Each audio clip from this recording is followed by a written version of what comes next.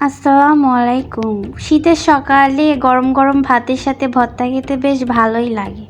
এর জন্য প্রথমে চাউল ধুয়ে নিলাম। ভালোভাবে ধুতে হবে। ধোয়া শেষ করে ভাত তুলে দিলাম। তারপর সিম কেটে নিলাম। সিম কাটা হয়ে গেলে মটরের শাক ভালোভাবে কেটে বেছে নিলাম। মটরের শাক ভালোভাবে কাটার পরে মটরের শাক নিয়ে নিলাম কাঁচামরিচ, নিয়ে নিলাম পেঁয়াজ। এরপরে ভালোভাবে ধুয়ে তুলে নিতে হবে। মটরের শাক, সিম, কাঁচামরিচ আর পেঁয়াজ একসাথে ধুয়ে নিলাম।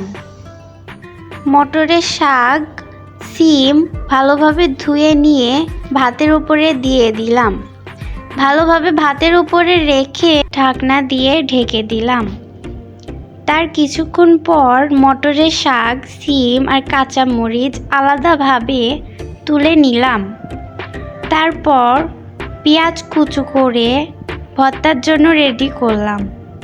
লবণ দিয়ে মরিচ, পেঁয়াজ আর সর্ষের তেল দিয়ে ভালোভাবে মাখিয়ে নিলাম। তারপর সেদ্ধ করা সিম, মটরের শাক দিয়ে ভালোভাবে ভর্তা করে নিলাম। তারপর গরম গরম ভাতের সাথে ভর্তা নিয়ে খেয়ে নিলাম। আহ, কি মজা!